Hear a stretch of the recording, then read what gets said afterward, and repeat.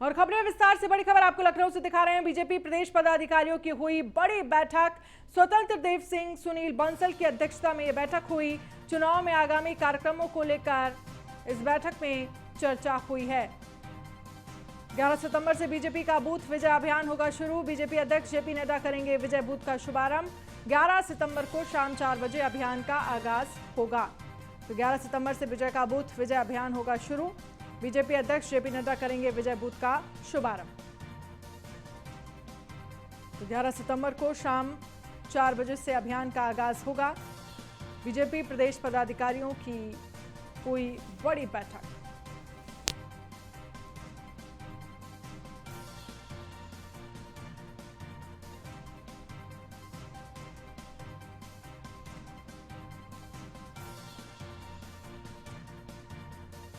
BJP अध्यक्ष JP Nadda करेंगे विजय booth का शुभारंभ।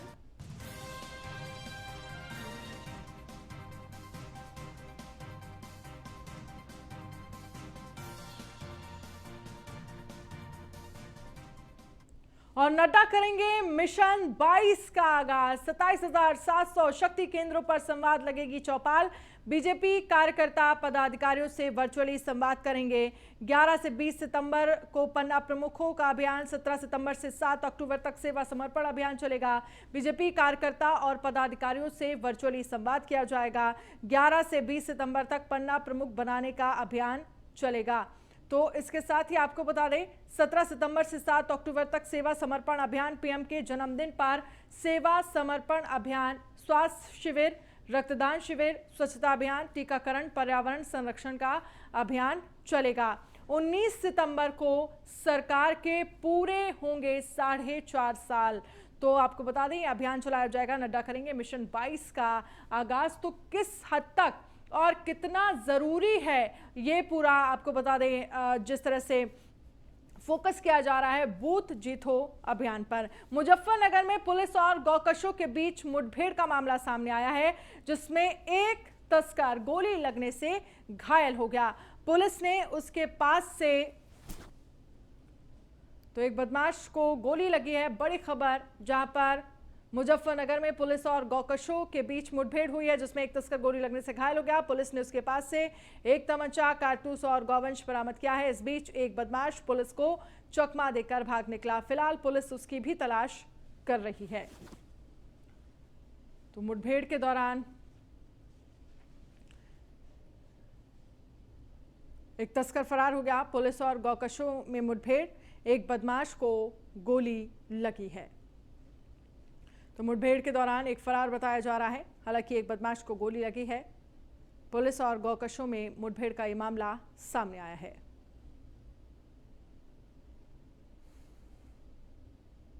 तो एक बदमाश को गोली लगी। मुठभेड़ के दौरान एक फरार बताया जा रहा है। पुलिस और गौकशों में मुठभेड़ का मामला सामने आया है। एक बदमाश को गोली लगी है। तो पुलिस और गौकशों में मुठभेड़, एक बदमाश को लगी गोली।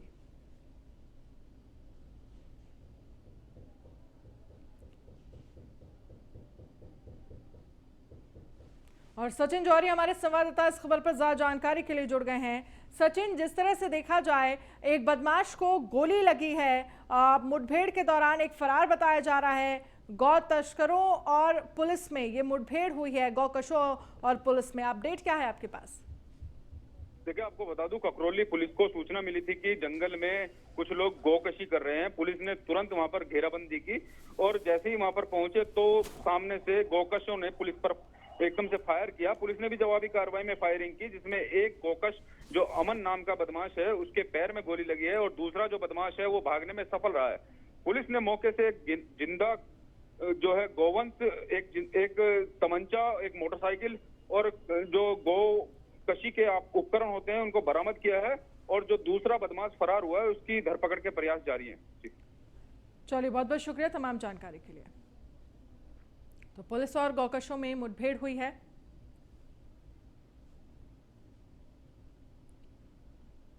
रायबरेली में एक बंदूक के साथ युवक का वीडियो सोशल मीडिया पर वायरल हो रहा है, जबकि पुलिस ने कई बार लोगों को हथियार के साथ वीडियो ना बनाने के लिए आगाह किया है। आरोपी युवक का नाम राजू सिंह बताया जा रहा है, तो पुलिस कर रही है पूरे मामले की जांच। तो हथियार से खिलवाड़ भारी पड़ेगा। हथियार के साथ युवक का ये वीडियो वायरल हो रहा है। पुलिस कर रही है इस पूरे मामले को लेकर जांच। फिलहाल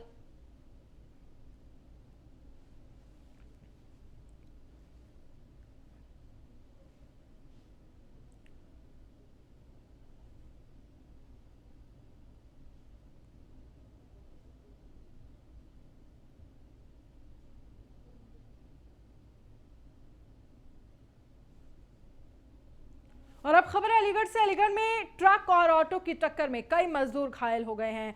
नदरोई गांव में एक ऑटो में कई मजदूर सवार थे। ये सभी पीएम मोदी के आगमन को लेकर तैयारियां कर रहे थे। हादसे के बाद मौके पर मौजूद लोगों ने घायलों को इलाज के लिए अस्पताल में भर्ती करा दिया है। तो पीएम मोदी के आगमन को लेकर कर रहे थे तैयारी और ट्रक ने ऑटो को टक्कर मारी, जिसमें कई मजदूर घायल हो गए हैं।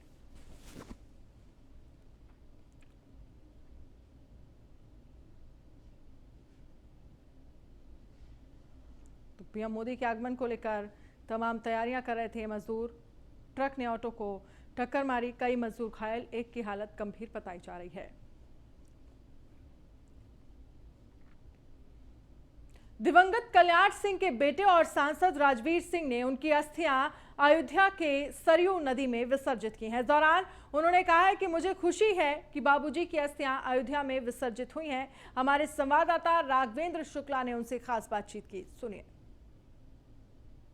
कल्याण सिंह के पुत्र राजवीर सिंह जी हमारे साथ हैं। अस्थि कलश विसर्जन के बाद मौजूद है। सर, एक दुख का पल है, आज अयोध्या में आपने कलश विसर्जन किया। देखिए, दुख तो नहीं कहना चाहिए, मुझे खुशी है इस बात की कि भगवान राम ने जिस काम के लिए भेजा था उन्होंने वो काम पूरा कर दिया और भगवान राम ने अपने पास बुला लिया। और हो सकता है कि इससे भी अच्छे काम के लिए कहीं भेजा हो। वो जीते जी तो नहीं आ पाए, लेकिन उनके अस्थियों का विसर्जन करने आज मैं अयोध्या में आया हूँ। एक क्षति तो वाकई बड़ी हुई। अयोध्या वासी उस पल को कभी नहीं भूल सकते हैं जब उन्होंने हंसते हंसते अपना पद त्याग दिया था। उस समय आप भी रहे होंगे, आपने भी सोचा होगा कि आखिर हम धन्य हो गए कि हमें ऐसे पिता मिले। नहीं है, मुझे गर्व है, मेरे पूरे परिवार को गर्व है कि हम ऐसे राम भक्त की वंशज हैं। उनका खून भी मेरे अंदर है, मेरे परिवार के अंदर है। और जो भी कमियां रह गई होंगी काम करने के लिए, हम उसको सब मिलकर कार्यकर्ता लोग पूरा करेंगे। सर, अयोध्या में भव्य राम मंदिर का सपना बाबूजी ने देखा था। उन्होंने कहा भी कि एक राम मंदिर के लिए सैकड़ों सरकारें कुर्बान हैं। अब राम मंदिर बन रहा है, कितनी बड़ी श्रद्धांजलि जो है उन्हें मिली। देखो, सब इतनी बड़ी श्रद्धांजलि मिल रही है। इतने लोग, लाखों लोग बाबूजी के साथ रहे हैं। और जहां अंत्येष्टि हुई थी वहाँ से कम 10 लाख लोग थे। बाबूजी शरीर से बेशक नहीं है, लेकिन करोड़ों लोगों के दिल में उन्होंने जगह बनाई है, इसलिए वो हमेशा जीवित हैं, अमर हैं।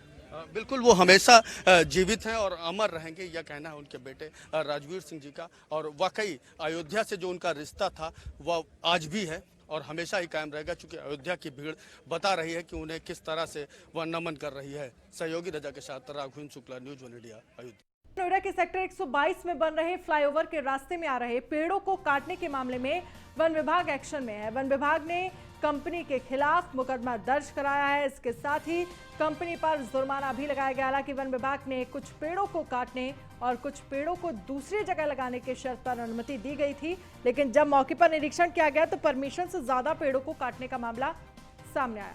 तो एसआईटी अध्यक्ष संजीव मित्तल भी थे मौजूद। आपको बता दें, सुपरटेक केस में एसआईटी की जांच पूरी हो गई है। कई और नामों का खुलासा हो सकता है। एसआईटी सुबह पहुंची थी सुपरटेक एमराल्ड टावर। तो नोएडा सुपरटेक केस में एसआईटी की जांच लगभग पूरी। कई और नामों का खुलासा हो सकता है। एसआईटी सुबह पहुंची थी Supertech emerald tower. Noida authority की सीईओ ऋतु महेश्वरी की भी थी मौजूद। एसआईटी अध्यक्ष संजीव मित्तल भी थे मौजूद। तो कई और नामों का हो सकता है खुलासा। एसआईटी सुबह पहुंची थी सुपरटेक एमराल्ड टावर। तो नोएडा अथॉरिटी की सीईओ ऋतु महेश्वरी भी थी मौजूद।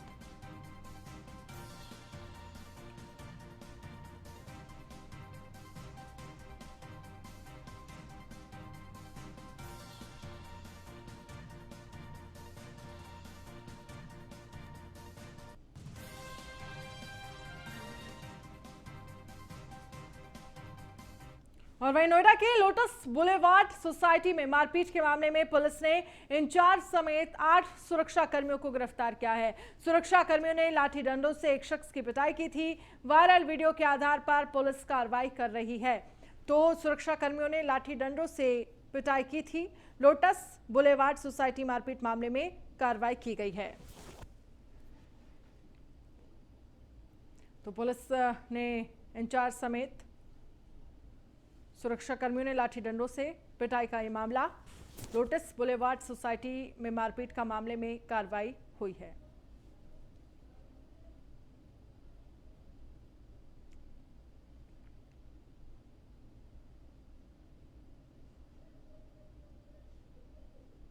बाराबंकी कोर्ट में बाहुबली मुख्तार अंसारी का वीडियो कॉन्फ्रेंसिंग के जरिए पेशी हुई है। फर्जी एम्बुलेंस मामले में मुख्तार अंसारी ने खुद को बेकसूर बताया और आरोपों से मुक्त करने की अपील की है। हालांकि कोर्ट ने अंसारी को अपना बयान लिखित रूप से देने को कहा है। मुख्तार अंसारी ने कोर्ट से बैरक में सीसीटीवी और सुरक्षा की मांग की है। हालांकि कोर्ट ने मामले में सुनवाई के लिए अगली तारीख तय की है। 23 सितंबर को मामले में फिर से सुनवाई होगी। वीडियो कॉन्फ्रेंसिंग के जरिए ये पेशी हुई, जहां पर जेल में सुरक्षा और सीसीटीवी की मांग की गई है।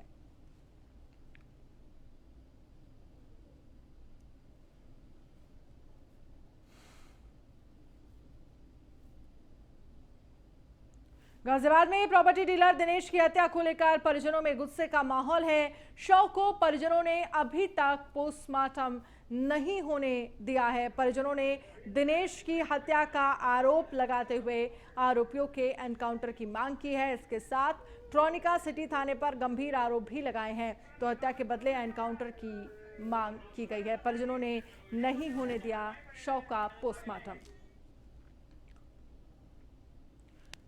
और ग्रेटर नोएडा में बड़ी कंपनियों के नाम पर नकली सीमेंट की बिक्री तेजी से की जा रही है। बिसरा कोतवाली इलाके में एक कंपनी की बोरी में नकली सीमेंट भरकर धड़ल्ले से बेचा जा रहा है। इस बात का खुलासा तब हुआ जब मिलक लच्छी गांव में बना एक घर 10 ही दिनों में जर्जर होने लगा। हालांकि शिकायत के बाद पुलिस ने मामले की तफ्तीश शुरू कर दी है।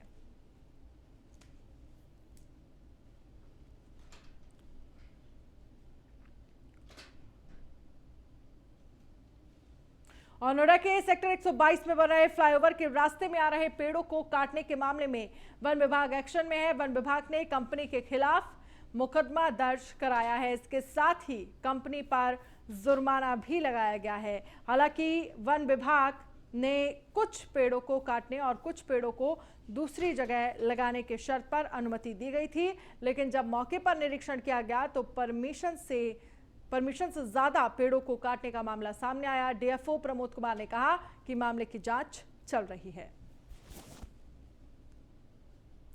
ऐसा परतला गोल चक्कर पर फ्लाईओवर बनने का प्रकरण था, जिसमें कि नोएडा अथॉरिटी द्वारा हमारे यहाँ आवेदन किया गया था, जिसकी जांच करा के उनको 217 भिन्न प्रजातियों के वृक्षों के पातन और 1816 पौधों के स्थानांतरण की अनुमति प्रदान की गई थी। एनजीओ द्वारा कुछ शिकायत प्राप्त हुई कि कुछ अधिक पेड़ काटे जा रहे हैं। तत्काल की टीम भेज करके वहां पर जांच कराई गई। फिरोजाबाद में एक बार फिर स्वास्थ्य विभाग की लापरवाही का मामला सामने आया है। आमली गांव में कैंप लगाकर लोगों को दवा दी जा रही है, लेकिन इसमें कई लोगों को एक्सपायर दवा दे दी गई, जिसके बाद एक गर्भवती महिला की तबीयत बिगड़ गई। हालांकि स्वास्थ्य विभाग ने जानकारी होते ही सभी दवाइयों को वापस ले लिया और मामले में लीपापोती की जा रही है।